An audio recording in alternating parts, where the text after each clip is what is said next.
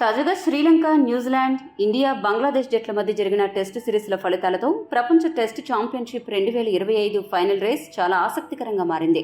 దీంతో దాదాపు ఫైనల్కి వెళ్లే జట్లపై క్లారిటీ వచ్చేసింది.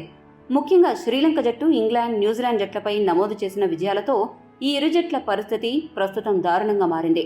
ఈ నేపథ్యంలో WTC ఫైనల్ ఆడే ఛాన్స్ ఎక్కువగా ఉన్న జట్లు ఏవి, ఎవరికి అవకాశాలు దాదాపు మూసుకుపోయాయి అనే విషయాలు ఇప్పుడు చూద్దాం.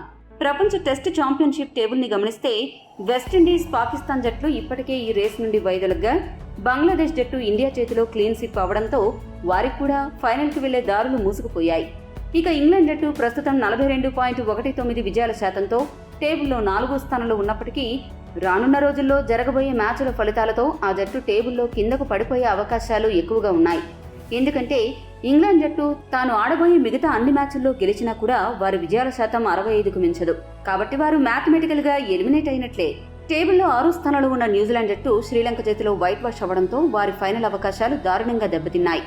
ఇక ఈ జట్టు WTC ఫైనల్ రేసులో నిలవాలి అంటే టీమిండియాతో ఆడబోయే 3 మ్యాచ్ల్లో, ఇంగ్లాండ్తో ఆడబోయే 3 మ్యాచ్ల్లో అన్ని తప్పక గెలవాలి. అప్పుడు కూడా వారి విజయాల శాతం 64కి మించదు. అయితే ప్రస్తుతం రోహిత్ సేన ఉన్న ఫామ్ ని దృష్టిలో పెట్టుకుంటే మన వాళ్లపై కివీస్ కి గెలుపు అసాధ్యమే. కాబట్టి పేపర్ పై కివీస్ కి అవకాశాలు ఉన్నప్పటికీ టెక్నికల్ గా అవి వర్కౌట్ అవ్వవు.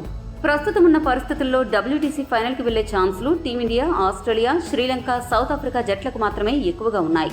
అయితే ఈసారి WTC ఫైనల్ టీమిండియా, ఆస్ట్రేలియా మధ్య కాకుండా టీమిండియా, శ్రీలంక జట్ల మధ్య జరగాలంటే ఆస్ట్రేలియా, సౌత్ ఆఫ్రికా ఎన్ని మ్యాచ్లు ఓడిపోవాలి అనే విషయం ఇప్పుడు చూద్దాం.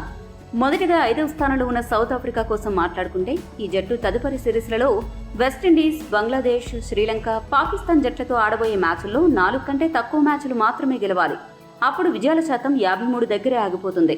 అదే సమయంలో శ్రీలంక, సౌత్ ఆఫ్రికా మధ్య జరగబోయే టెస్ట్ సిరీస్లో లంక తప్పక ఆ సిరీస్ ని క్లీన్ స్వీప్ చేయాలి. ఇక ఆస్ట్రేలియా జట్టు కోసం మాట్లాడుకుంటే ఆ జట్టు శ్రీలంకతో 2, ఇండియాతో 5 టెస్ట్ మ్యాచ్లు ఆడనుంది.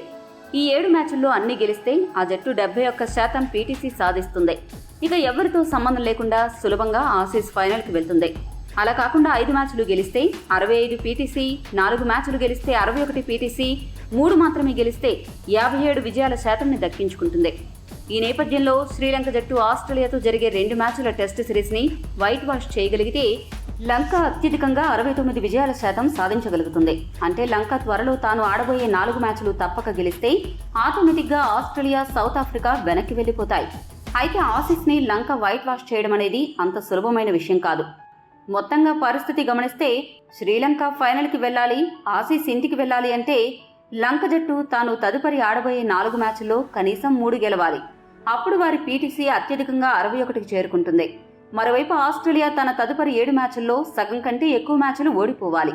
అంటే 3కు మించి గెలవకూడదు. అప్పుడు వీరి విజయాల శాతం 57కి మించదు. ఈ నేపథ్యంలో లంక సులభంగా ఫైనల్కి చేరుతుంది. ఇక టేబుల్ టాపర్ ఇండియా త్వరలో ఆడబోయే 8 మ్యాచ్ల్లో కనీసం 3 మ్యాచ్లు గెలిస్తే చాలు ఫైనల్ బెర్త్ కన్ఫర్మ్ చేసుకుంటుంది. ఈ సమీకరణాలు అన్నీ గమనిస్తే రానున్న రోజుల్లో జరగబోయే Border Gavaskar trophy, Sri Lanka, South Africa test series, Sri Lanka, Australia test సిరీస్లతో ఫైనల్లో నిలిచేది ఎవరో తేలిపోతుంది. టేబుల్ ప్రకారం ఇండియా, ఆస్ట్రేలియాకే ఫైనల్ ఆడే అవకాశాలు ఎక్కువగా ఉన్నప్పటికీ శ్రీలంక, సౌత్ ఆఫ్రికా ఛాన్స్లను కూడా కొట్టేయలేం. మరి మీ ప్రకారం టీమిండియా ఏ జట్టుతో ఫైనల్ ఆడితే బాగుంటుందో మీ అభిప్రాయాన్ని కామెంట్ చేయండి. మరిన్ని స్పోర్ట్స్ అప్డేట్స్ కోసం మా ఛానల్ సబ్స్క్రైబ్ చేసుకోండి.